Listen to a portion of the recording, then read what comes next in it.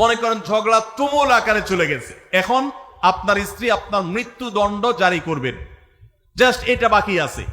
এই টাইমটাতে আপনি যদি চান যে এই রাগের পারদকে আকাশ থেকে মুহূর্তের ভিতরে পাতালে নামায় আনবো, আগুনের সাথে সাথে পানি করব, একটা বুদ্ধি, একটা কাজ করবেন, সাথে সাথে পানি হয়ে যাবে। সেটা কি? আমি সৌদি আরবে প্রবাসে যখন ছিলাম আমি দেখেছি অনেক বাংলাদেশি ভাইয়েরা, তখন নেটের এত বেশি প্রচলন ছিল না, তারা মোবাইলে একটার পর একটা কার্ড রিচার্জ করতো 50 রিয়াল 100 রিয়াল দিয়া। কেন? শুধুমাত্র বউয়ের সাথে ঝগড়া করার জন্য। কিসের জন্য?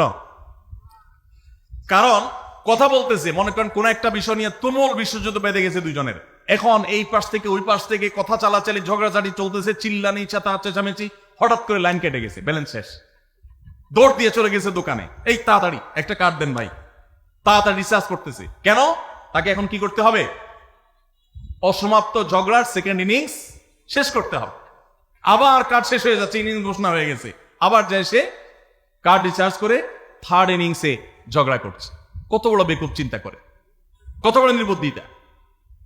এই ঝগড়াটা স্বামী স্ত্রী দুই জায়গায় থাকেন, ফোনে যদি ঝগড়া হয়, আমি বুদ্ধি দেই যে ফোনটা যখনই দেখলেন যে ঝগড়া শুরু হয়ে গেছে, তখন সাথে সাথে মোবাইলটা অফ করে ফেলান, অফ করে 3 দিন মাত্র রাখেন, অন্য একটা নাম্বার বাটন ফোন দিয়ে আপাতত অফিসের কাজ কাম ছাড়েন, আর বইয়ের সাথে যোগাযোগের নাম্বারটা 3 দিনের জন্য বন্ধ রাখেন। 3 দিন পরে মোবাইলটা আস্তে করে ওপেন করেন। এবার নিয়তি করেন যে ঝগড়া এটাই হবে, বরে বলবেন দেখো তোমার সাথে ঝগড়া এখানে এই পর্যন্ত থামতেছে, আমরা এখান থেকে আবার শুরু করবো ইনশাল্লাহ 3 দিন পর। 3 দিনের বিরতি দিচ্ছি, যুদ্ধবিরতি, যথারীতি 3 দিন পরে আমরা আবার শুরু করব।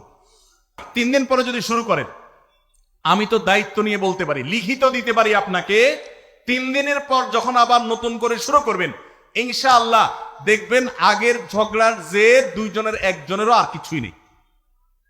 এখন বউরে যদি বলেন 3 দিন পরে ফোন দিয়ে বলেন হ্যাঁ বলো তুমি জানি কি বলতেছিলা, দেখবেন যে আর কথা খুঁজে পায় না। আর আপনিও যদি বলেন যে হ্যাঁ আমি জানি কি বলতেছিলাম, দেখবেন এখন ঝগড়া করে জুত পাবেন না, গিয়ার একেবারে নরমালে চলে আসছে।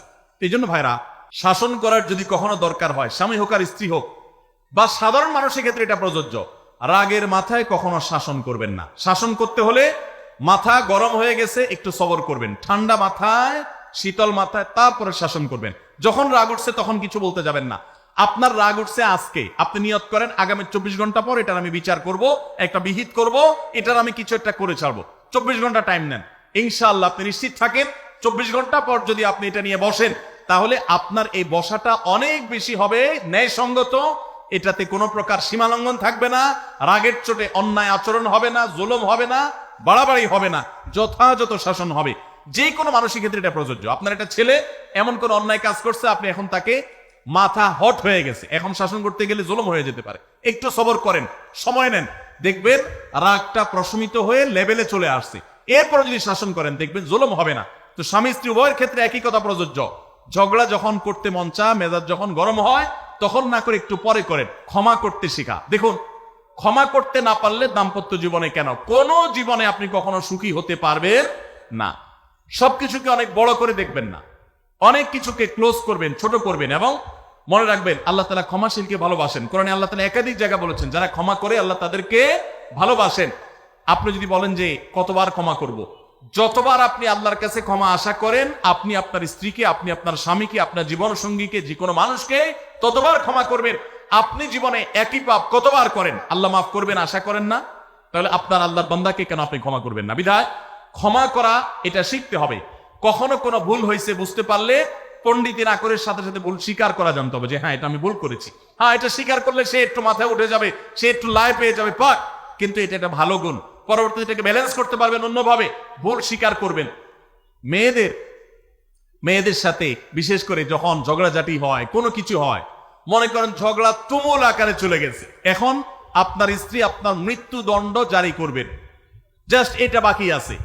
এই টাইমটাতে আপনি যদি চান যে এই রাগের পারদকে পাতাল থেকে মুহূর্তের ভিতর আমি আকাশ থেকে মুহূর্তের ভিতরে পাতালে নামায় আনবো, আগুনের সাথে সাথে পানি করব, একটা বুদ্ধি, একটা কাজ করবেন, সাথে সাথে পানি হয়ে যাবে। সেটা কি?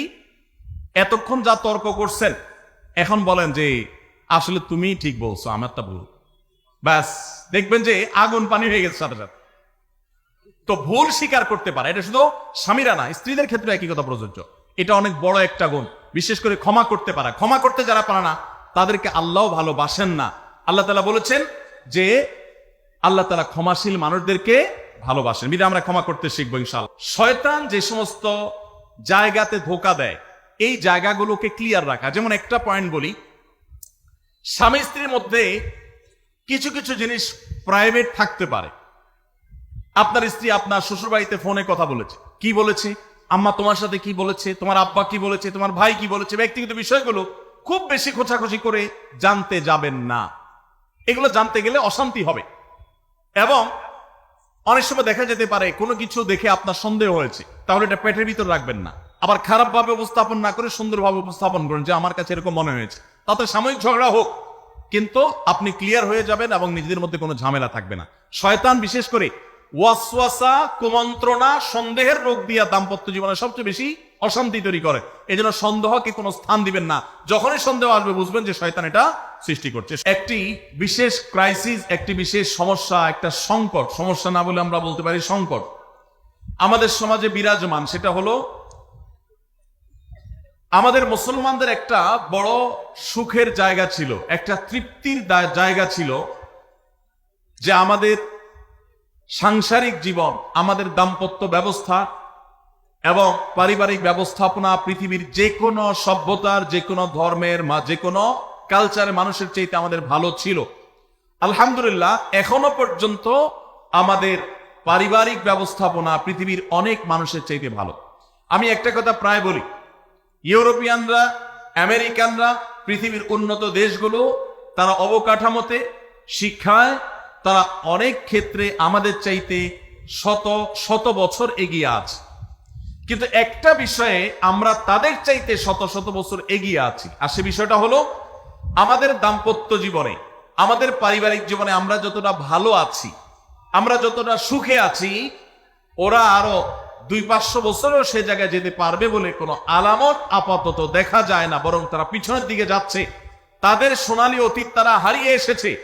আমরা এখনো পারিবারিক জীবনে যতটা সুখ ভোগ করি, আমাদের দেশে, আমাদের সমাজে, মুসলমানদের মধ্যে সন্তানের সাথে মা বাবার যে বন্ডিং, বোঝাপড়া, ভাই বোনের পরস্পরের যে বোঝাপড়া, আমাদের স্বামী স্ত্রীর মধ্যকার যে সম্পর্ক, যে ভালোবাসা, যে সম্প্রীতি, যে সৌহার্দ্য, যে মমতা, যে স্নেহ এখনো পর্যন্ত বিরাজ আছে।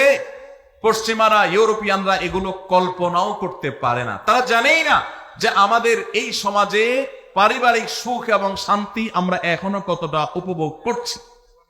কিন্তু ভাইরা আমার, আপনারা সবাই জানেন আমাদের ঘরে ঘরে এই পারিবারিক সম্পর্কগুলো, বিশেষ করে দাম্পত্য সম্পর্ক, স্বামী স্ত্রীর মধ্যকার সম্পর্ক, এটা দিন যত অতিবাহিত হচ্ছে পশ্চিমা সংস্কৃতির কুপ্রভাবে আমাদের সমাজ থেকে সেগুলো হারিয়ে যাচ্ছে, ধ্বংস হয়ে যাচ্ছে।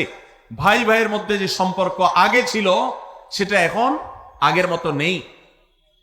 ওদের চাইতে ভালো আছে, কিন্তু আমরা আগের চাইতে তুলনামূলক খারাপের দিকে চলে যাচ্ছি। স্বামী স্ত্রীর মধ্যকার যে সুসম্পর্ক ছিল সেটা কি এখন আছে? কি বলেন, আছে? রাগ যখন হয় ওই টাইমটাতে ঝগড়াঝাটি করতে হয় না। তাহলে সেক্ষেত্রে দাম্পত্য জীবনে অশান্তি থেকে অনেকখানি বাঁচা যায়। যে ঠিক আছে, আমরা ঝগড়া করব, এ বিষয়ে আমরা এখন কথা বলবো না, কালকে কথা বলবো, একটু অপেক্ষা করেন, উভয়ের জন্য সেখানে কল্যাণ থাকবে। আল্লাহ তাআলা আমাদের সবাইকে এসব বিষয়গুলোকে দেখে মেনে চলার তৌফিক দান করুন।